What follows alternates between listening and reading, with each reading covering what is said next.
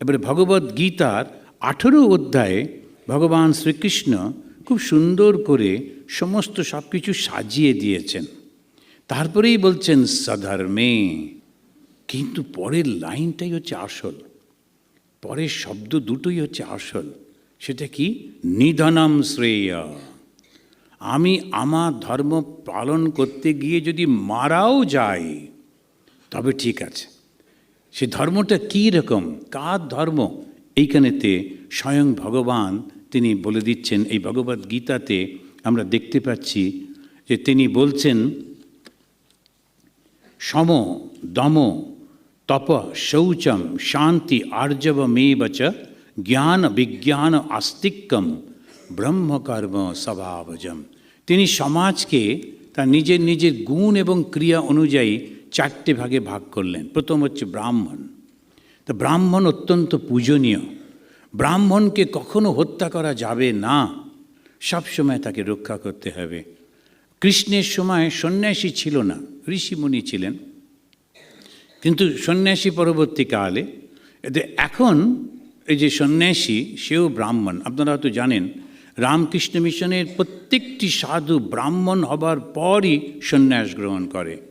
আমরা কোনো নিয়ম ভঙ্গ করি না। স্বামী বিবেকানন্দ বলেছেন প্রত্যেককে ব্রাহ্মণত্বে উন্নীত করিতে হইবে। এই ব্রাহ্মণত্বে উন্নীত কি করে করে? ওই মনটা পাল্টে যায়, তার সমস্ত চিন্তা ভাবনা কর্ম পাল্টে যায়। 10টা বছর যে ধর্ম থেকে আসুক, যে পরিবার থেকে আসুক, যে ভাষাভাষীর থেকে আসুক, যে অবস্থা থেকে সে আসুক না কেন, ওই ছেলেটিকে তাকে এসে থাকতে হবে সাধুদের সঙ্গে, থাকতে হবে গুরুগৃহে। রোজ তাকে সকালবেলা উঠে ভগবানের নাম নিতে হবে, শাস্ত্র পাঠ করতে হবে, স্তোত্র পাঠ করতে হবে, সাত্ত্বিক কর্ম করতে হবে এবং সাত্ত্বিক পরিবেশের মধ্যে তাকে থাকতে হবে। নানান টেম্পটেশনের মধ্যেও নিজেকে সংযত করতে হবে। সম দম উপরতি তিতিক্ষা শ্রদ্ধা সমস্ত কিছু তার মধ্যে ধীরে ধীরে ধীরে ধীরে গড়ে উঠছে। আমরা যখন বেলুড় মঠের ট্রেনিং সেন্টারে ছিলাম, এখন একটুখানি অনেক ভালো হয়ে গেছে যুগের সঙ্গে সঙ্গে। তখন ওই সমস্ত বুড়ো মহারাজরা বসে থাকতেন, তারা একটা ট্রেনিং দিতেন আমাদের। কী ট্রেনিং? কি উত্তেজিত হয়ে পড়ে কি না দেখা যাক। তো যখন সার্ভিং করছি তখন একজন বললেন, কি ওটা ডাল? একেবারে তলা থেকে গুলিয়ে দাও দেখি। বেলুড় মঠের ডাল তো, বেলুড় মঠ এখন একটু ভালো দেয়। আগে জল ছিল 90 ভাগ, ডাল ছিল 10, তো একদম তলায় পড়ে থাকতো। ওদের তলা থেকে দাও। এবার তলা থেকে ডাল তুলে যখন দেওয়া হলো, ডালটা একটু মিশে গেল, গিয়ে উনি নিলেন। পরের জনই বসে বসে শুনছেন কি হলো। যেই তার কাছে গেলাম, বলে শুধু জল দেবে, ডাল যেন না পড়ে। এবারে অপেক্ষা করো, ডালগুলো আবার সেটেল করলে তখন জলটা দিতে হবে। আবার পড়ে যাচ্ছি, তখন যে ধুতিটা সেটা একটু মাটিতে লাগছে, ধুতির শেষটা। তখন একজন বলছে, এটা কি এরমভাবে টাকা নষ্ট করছো ঠাকুরের? ধুতিটাকে একটু উঁচু করে পড়তে পারো না? এবারে একটুখানি উঁচু করে পড়ে যখন গেলাম, পরের জন বলছে, এই বিচ্ছিরি নোংরা পা দুটো দেখাচ্ছ কেন, ঢাকো। এখন ওর মধ্যে মাথা ঠান্ডা রেখে, উনি তো বললেন বলে চিৎকার করলে হবে না, একদম মাথা ঠান্ডা রেখে করতে হয়। নানান জন। আর জানেন, তা আমার জীবনে সেই ঘটনা তো ওখানে আমাদের সময় যে মহারাজ ছিলেন বেলুড় মঠের পূজারী, 2 মাস করে অনেক বিভিন্ন রকমের সব ডিউটি পড়ে। একটা হচ্ছে ঠাকুর ঘরে, ওই মূল মন্দিরে হচ্ছে মেঝেটা মুছতে হবে, মেঝেটা শ্বেত পাথরের। আর উনি ওই সাদা চন্দন একটু ছড়িয়ে ছড়িয়ে রাখতেন এখানে ওখানে, সাদা চাল এখানে ওখানে ফেলে রাখতেন। উনি জানতেন কোথায় ফেলেছেন। তারপরে খুব শান্ত মুখে বলতো যে পরিষ্কার হয়ে গেছে, পরিষ্কার হয়ে গেছে, আচ্ছা বেশ। এসে দেখতাম না, এই এটা কোথায় পরিষ্কার হয়েছে বলে খুব বকুনি। তো আমার আগের জন খুব বকুনি টকুনি খেয়ে একটা এক্সপিরিয়েন্স, একটা সিস্টেমও ডেভেলপ করেছিল। সেটা হচ্ছে এসেই ঠাকুরকে লম্বা হয়ে প্রণাম করা দরজা থেকে, আর এরম করে দেখে নেওয়া কোথায় কোথায় চালগুলো পড়ে আছে। এখন আপনি যদি এরম করে দেখেন তো দেখতে পাবেন কোথায় চাল টালগুলো রয়েছে। এবারে ওই গিয়ে গিয়ে টুকটুক করে প্রথমে ওইগুলো ঠিকঠাক করে ফেলা, তারপরেতে মেঝেটা পরিষ্কার করা। ও খুব ভালো ছিল। আগে নিজে খুব বকুনি খেয়েছে, কিন্তু আমাকে বাঁচিয়ে গেল। ফিসফিস করে বলল, এই হচ্ছে সিস্টেম, বুঝলে, শুয়ে পড়ো শুয়ে পড়ো। ওইটা তো আমি শুয়ে শুয়ে দেখলাম হ্যাঁ ঠিকই আছে। আর আমাকে উনি বকতেই পারলেন না, রোজই আসেন আর দেখেন, আর খুব সন্দেহ চোখে দেখেন কী করে পারছে কী করে।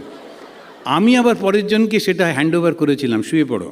তো এখন এখন এই সমস্ত করে ধীরে ধীরে খুব সুন্দর একটা আনন্দের মধ্যে দিয়ে, এই যে নয় যে আমরা বাড়িতে খুব ওখানে সবাই মিলে আনন্দ আদর আপ্যায়ন করে ভীষণ বকুনি টুকুনি দেয়, কিন্তু তথাপি তার মধ্যে দিয়ে একটা খুব সুন্দর শিক্ষা গড়ে ওঠে, মনটা খুব সুন্দর হয়ে ওঠে। তা এইটা ধীরে ধীরে করতে হয়। ব্রাহ্মণত্বে উন্নীত হইতে হইবে। ব্রাহ্মণ মানে কি?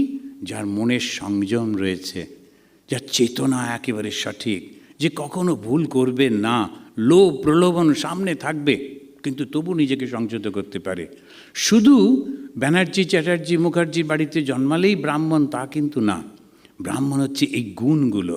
স্বামী বিবেকানন্দ এমন সিস্টেম করে গেলেন, এই 10 বছর ধরে যে সমস্ত ছেলেরা এলো, বিভিন্ন ধর্মের ছেলে, কিন্তু ধীরে ধীরে ধীরে ধীরে 10 বছর পর সে যখন গেরুয়া বাবার অধিকারী হচ্ছে, তার আগে ওকে ব্রহ্মচর্য দেওয়া হচ্ছে, তখন সে গায়ত্রী মন্ত্র জপ করছে রোজ এবং ঠাকুরের নাম জপ করছে। এই কাজ কর্মের মধ্যে দিয়ে, শাস্ত্রপাঠের মধ্যে দিয়ে একেবারে ব্রাহ্মণত্বে উন্নীত হচ্ছে। তখন সে একজন ব্রাহ্মণ। তখন তার সমস্ত চিন্তা ভাবনার মধ্যে শুধু পবিত্রতা। এই পবিত্রতা মানে ভগবান, অপবিত্রতা ঈর্ষা, হিংসা, দেশ আর এই ভোগ লালসা, কিছু নেই। তবে সে ব্রাহ্মণ নয় তো সে কী? এবারে সে ব্রাহ্মণ হয়ে সন্ন্যাস গ্রহণ করছে। অনেকে বলে রামকৃষ্ণ মিশনের সন্ন্যাসীরা তো অব্রাহ্মণ সন্ন্যাসী। ভুল। প্রত্যেকে আমরা অত্যন্ত উঁচু স্তরের ব্রাহ্মণ, তারপরে আমরা সন্ন্যাস পেয়েছি।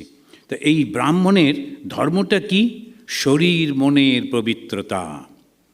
তপস্যা করতে হবে। তপস্যাটা কি? নানান পরিস্থিতির মধ্যে মনটাকে ঠিক রাখতে হবে। যখন জ্বর এসছে, আর জ্বরের মধ্যে কাবু হয়ে ভগবানের নাম করব না, জ্বরের মধ্যে না, ওই তার মধ্যেও ওই মধ্যেই ভগবানের নাম করছে, সমস্ত কিছু করছে যতটা সে পারে। সে ক্ষমা করতে পারে। তাকে লোকেরা নিন্দামন্দ করে, অনেক সময় চুপ করে থাকতে হয়। হ্যাঁ ঠিক আছে, যে নিন্দা করছে ও একদিন চলে যাবে, আমিও একদিন চলে যাব, কিচ্ছু থাকে না, কিসে নিয়ে ঝগড়া আর কী জিনিস। এই ক্ষমা করতে শিখতে হয়, আর খুব সরল হতে হয়। স্বাভাবিক সরল ভাব, বোকা নয়, ভীষণ ইন্টেলিজেন্ট, ভীষণ চালাক, সব বোঝে, কিন্তু তার ব্যবহারের মধ্যে খুব সরলতা থাকে, সিম্পলিসিটি থাকে। সমস্ত জিনিসটাকে সে সোজাভাবে নেয়। একবার একজনের বাড়িতে খেতে গিয়ে, আন্দামানের ঘটনা বলেছি, শুনেছেন হয়তো। তো আমার তো আর বেশি ঘটনা হচ্ছে না, সব তো শেষ হয়ে গেছে। তো এখন ওখানেতে যেতাম, তিনি ওই ভদ্রমহিলা তো নানান রকমের খাবার টাবার তৈরি করে আমাকে ডাকতেন, মহারাজ একটু আসুন। আর কিছু খেতে পেতাম না, ভালো একটু খাবার দেখে আসি। মাঝে মাঝে বিচ্ছিরি হতো, নুন বেশি এটা ওটা। তো তার পাশের মহিলা তিনি আমাকে ফোন করে বলছেন, জানেন ওরা কি মনে করে আপনি যে যান? বলেন মহারাজ আমাদের বাড়িতে এসে কি আনন্দ করে খান, চেটে পুটে খান। তা আমরা ভাবছি আমি একটু রেগে যাব, কিন্তু আমি বললাম না না, এটাই তো স্বাভাবিক। যারা রান্না করেন তারা চান যে তার রান্নাটা পরিপূর্ণভাবে কেউ গ্রহণ করুক। একটুখানি মুখে দিয়ে ফেলে দিলে তার তো কষ্ট হয় না। তো সেই জন্যই উনি বলেছেন, ঠিকই তো বলেছেন, চেটেপুটেই তো খাই, কেন খাবো না, ভালো রান্না। এখন উনি চেষ্টা করছেন রাগিয়ে দেবার জন্যে, কিন্তু না, ওই একটু মনটা ঠিক রাখতে হয়। কেউ এসে একটা কারুর সম্পর্কে বলছে, একটু নিন্দা করছে, যে বলছে প্রথমে আগে তাকে দেখতে হয়, এ ঠিক লোক তো, ঠিক বলছে তো, ঠিক মতোভাবে বলে কি না। বেশিরভাগ লোক বলার সময় 60-70% নিজের কথা যোগ করে, আর মোটামুটি 30টা দিয়ে একটু বলে দেয়। সেই কারণে আমরা অনেক ভুল বুঝি। কখনো করতে নেই। ধার্মিক যদি হতে চান, এমনি থাকবেন সাধারণ মানুষ হয়ে, জন্মালেন মরলেন, একটা ঠিকই আছে। কিন্তু যদি ধার্মিক হতে চান, তপস্যা। এই তপস্যাটা কি? অ্যালার্টনেস। আমি যেন একটাও বাড়িয়ে বা কমিয়ে না বলি, ঠিক ঠিক যেন করি প্রত্যেকটা কর্মের মধ্যে। ক্ষমা, সরলতা, শাস্ত্রজ্ঞান। শাস্ত্রজ্ঞান একটু রাখতে হয়, তা না হলে এই যে শাস্ত্র তারা নির্দেশ করছেন, ঈশাবস্যমিদম সর্বম যৎকিঞ্চ জগত্যাম জগৎ, এই সর্বত্র সেই ভগবান রয়েছেন। আমি বুঝতেই পারলাম না, জানলামই না, ভীষণ ভুল হয়ে যায়। তো সেই কারণে একটু শাস্ত্রজ্ঞান দরকার। শুধু তাই না, তত্ত্বের অনুভূতি। আপনার মধ্যে সত্যি একটু অনুভূতি কি এসেছে? ওই রকম না, মহারাজ জানেন আমি গেলাম, অমনি মন্দিরের দরজাটা না একটু বন্ধ হলো আর খুললো, বন্ধ হলো আর খুললো। আচ্ছা, কেউ ওখানে কাজ করছিল, সে খুলছিল বন্ধ করছিল।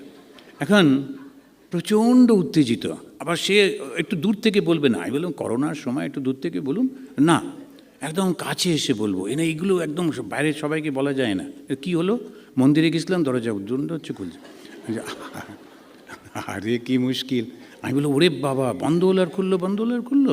যাকে যাক, যা হয়েছে হয়েছে, আপনি আবার ভালো করে জপ টপ করুন। এখন কী করা যাবে? এখন কি হলো, বন্ধ হলো আর খুললো, তাতে তোমার কি হলো? তো সেই জিনিসগুলো না একদম এই ছোটো বাচ্চাদের মতো করতে যাবেন না, ম্যাচিওরভাবে দেখতে হবে, সুন্দরভাবে বিচার করতে হবে। আমার জীবন বেশি দিন নেই, কে সাধু কী করছে, কোন ব্রহ্মচারী কী করছে, কোন ভক্ত কী করছে, আমার কি? এই ধর্মের জীবন একটু স্বার্থপর হতে হবে। আমি ছাড়া তো কেউ নেই না, কে আমাকে সাহায্য করবে? গুরুদেব মন্ত্র দিয়ে দিয়েছেন, পথ দেখিয়ে দিয়েছেন। কেউ কেউ দুঃখ করে বলে রামকৃষ্ণ মিশন দীক্ষা নিলাম, গুরুদেবকে নিজের হাতে খাওয়াতে পারলাম না। না, এটা খুব ভুল। গুরুদেবকে আপনি সেবা করবেন ওই মন্ত্র তপস্যা করে। গুরুদেব যদি দেখেন যে মন্ত্রের মাধ্যমে আর এই সমস্তগুলোর মাধ্যমে আপনি আস্তে আস্তে করে এত এত এত ভক্ত সম্মেলন হচ্ছে। এইখানে তো কলকাতাতে কত সাধু কত সুন্দর করে সব বোঝাচ্ছেন, প্রতিটি শাস্ত্র কি সুন্দর করে। আর একটা জিনিস একটু উৎপাত হয়েছে আজকাল এই আমাদের এই ইউটিউবের মাধ্যমে, আর সে কী যেন বলে, ওই ক্যামেরার মাধ্যমে। মহারাজ আপনি আমাদের এখানে একটা বক্তৃতার হয়েছে, আপনি বলবেন। আরে কলকাতায় সাধুর অভাব আছে? আর অত্যন্ত পণ্ডিত সমস্ত সাধু, অত্যন্ত ভালো সবাই রয়েছেন, চতুর্দিকে রয়েছেন। তাদেরকে না করে যেহেতু আমেরিকা রয়েছে, ভীষণ ভুল। শুধু মধু কেন আমেরিকার সাধুদের ডেকে ডেকে করতে হবে? কেন আমরা কি বেশি স্পেশাল, লেস্টেজ আছে? সেরকম কোনো কিছুই তো নেই, একদম না। যে স্বামীজি ভালো বলতে পারেন, যার মাধ্যমে শাস্ত্র জ্ঞান আছে, জীবনটা ভালো, তাকে ডাকবেন। রামকৃষ্ণ মিশনে প্রত্যেককেই খুব সুন্দর, খুব সুন্দর করে বলবেন। সেই কারণেতে শাস্ত্র জ্ঞান আর তত্ত্বের অনুভূতি এটা ব্রাহ্মণের লাগবেই লাগবে। যদি তা না হয়, ওই কারণে ব্রাহ্মণকে জগতে মাথায় করে রাখে, ব্রাহ্মণকে সকলে এত সম্মান করে। শুধু পৈতেটা ধুয়ে টুয়ে পরে খালি গায়ে বেড়ালেই না, ওটা ভুল। ওই খড়ম টড়ম পরতে পারেন, চলতে বেশ কষ্ট হয়, কিন্তু লাভের লাভ কিছু নেই। ভালো করে এই শাস্ত্রটা সেই জন্যে করতে হবে।